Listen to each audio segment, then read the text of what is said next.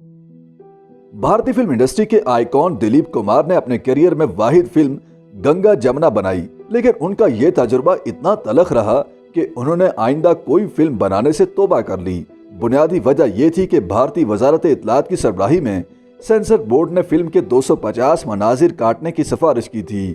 Sensor board के मुताबिक film में हद से ज्यादा फहाशी और तशद्दुद दिखाया गया था।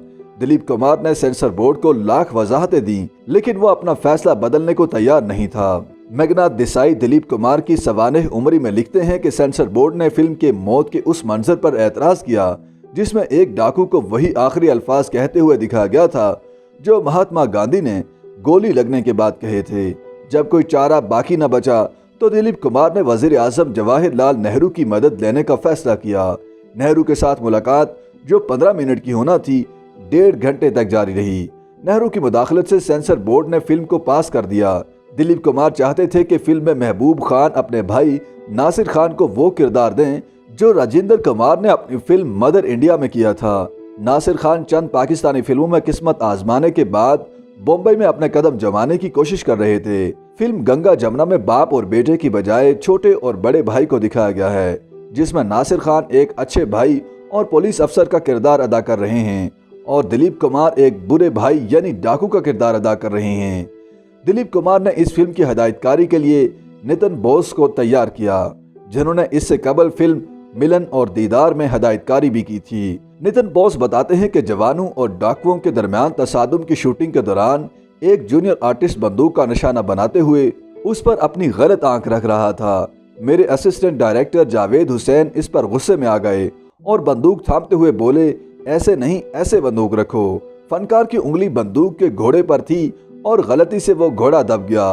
गोली जावेद के सीने को चीरती हुई निकल गई और वो वही दम तोड़ गया। नौशाद को गंगा जमुना के म्यूजिक डायरेक्शन की जिम्मेदारी सौंपी गई थी। दिलीप कुमार ने फिल्म के लिए मखसूस लहजा अपनाने के लिए उत्तर प्रदेश और बिहार के कई इलाकों का दौरा भी किया।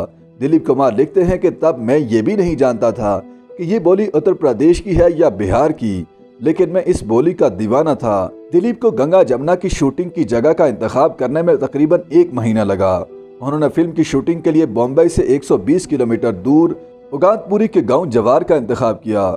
मरकजी अदाकारों के अलावा गंगा जमुना के दीगर अदाकारों ने भी करियर की बेहतरीन कारकर्दगी दिखाई।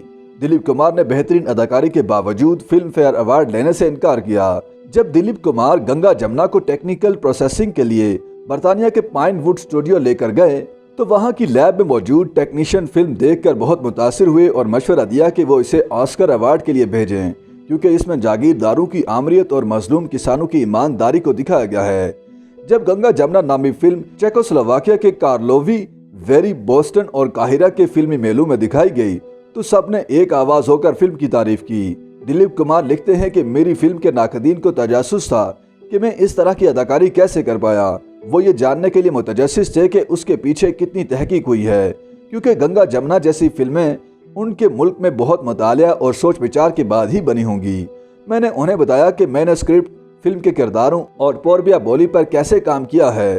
दिलीप कुमार को 1962 में कार्लोवी में उनकी यादगार कारकर्दगी के एजाज के लिए डिप्लोमा दिया गया, जबकि गंगा जमुना ने 1963 के बोस्टन फिल्म फेस्टिवल में सिल्वर बॉल अवार्ड जीता था। गंगा जमुना में दिलीप कुमार के काम को अदाकारी की निसाबी किताब कहा जाता है।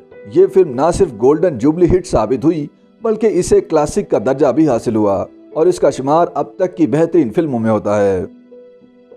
YouTube पर गूगली न्यूज देखने के लिए youtube.com की सर्च बार में गूगली न्यूज टीवी टाइप करें। गूगली न्यूज के पेज पर सुर्ख रंग के सब्सक्रिप्शन वाले बटन पर क्लिक करना ना भूलिए। YouTube पेज पर अपलोड होने वाली वीडियोस से बाखबर रहने के लिए बेल आइकन पर क्लिक कीजिए। आपको हर नई वीडियो के बारे में नोटिफिकेशन मौसूल हो जाएगा।